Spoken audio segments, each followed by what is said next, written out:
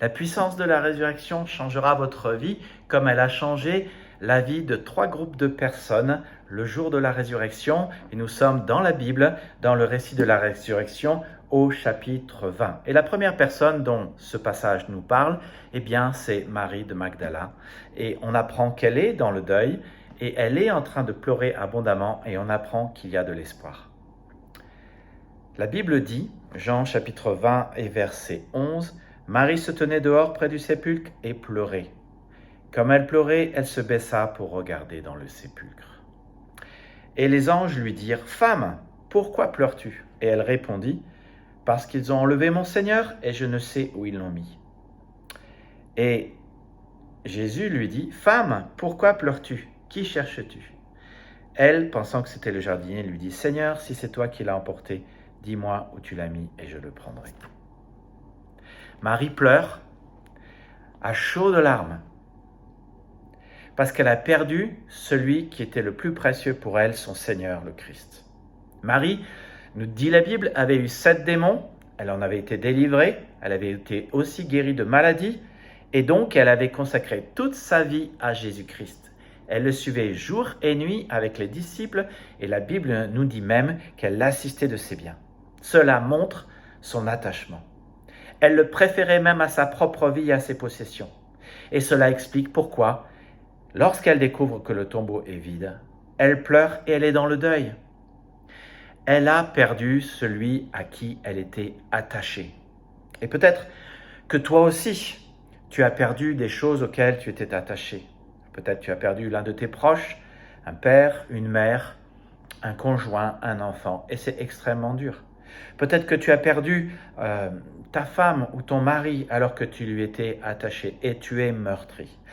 Peut-être que tu as perdu ton emploi ou que tu as perdu tout espoir de réussir dans ton emploi. Et tu es triste, tu pleures, tu fais le deuil. Peut-être que tu as perdu quelqu'un qui t'aimait, qui comptait pour toi et qui ne t'aime plus aujourd'hui. Tu es dans le deuil, tu pleures, tu es triste, tu es dans le chagrin. Mais ce qu'on apprend dans ce texte, il y a un mot qui change tout et on trouve trois bonnes nouvelles dans le récit de la résurrection de Jean 20. La première bonne nouvelle, c'est que le Christ ressuscité, comme les anges d'ailleurs, lui demande pourquoi elle pleure. Pourquoi pleures-tu ? Cela veut dire que le Christ est intéressé de savoir pourquoi tu pleures. Il veut savoir ce qui te chagrine, ce qui met hors d'état, tes émotions, ce qui est au fond de toi, il veut le savoir.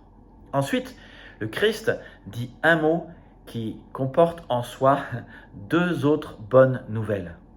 Un mot qui a une grande importance et qui montre sa profonde compassion. Quand il dit à Marie « Pourquoi pleures-tu » et qu'elle dit « Maître, si c'est toi qui l'as emporté, dis-moi où tu l'as mis et je le prendrai », il lui dit ce mot avec un ton plein de compassion. Un mot simple, un mot court qui résume tout. Il lui dit « Marie ».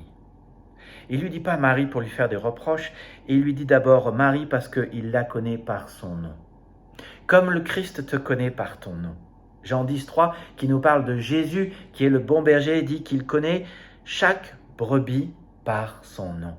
Et ça, c'est une bonne nouvelle parce que ça veut dire que Dieu me connaît, Dieu te connaît, il te connaît avec tes spécificités et tes fragilités, il me connaît avec mes spécificités et ma fragilité, il sait ce qui te peine, il sait ce qui me peine, il me connaît bien.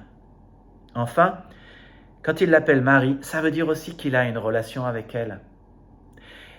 Et nous voyons dans la Bible que Dieu veut une relation avec chacun de nous.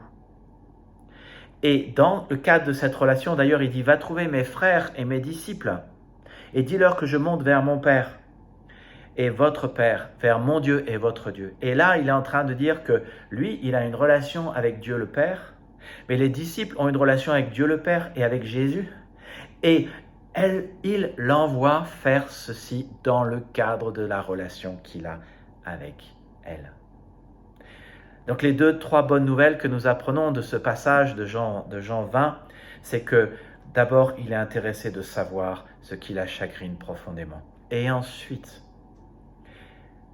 il la console, il la connaît par son nom et il a une relation avec elle. Ça veut dire concrètement que le Dieu de la Bible veut savoir ce qui te chagrine, veut savoir ce qui me chagrine. Le Dieu de la Bible connaît mon nom, connaît ton nom, aimerait une relation avec toi. Et c'est pour ça qu'il a d'ailleurs donné son Fils Jésus-Christ à la croix.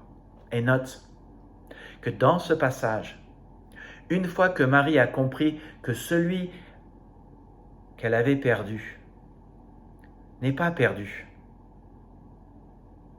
une fois qu'elle a compris que Jésus-Christ est ressuscité, la résurrection de Jésus-Christ change son chagrin, ses pleurs et son deuil en joie. La résurrection de Jésus-Christ changera votre deuil. La puissance de la résurrection changera votre deuil. Il y a vraiment de l'espoir.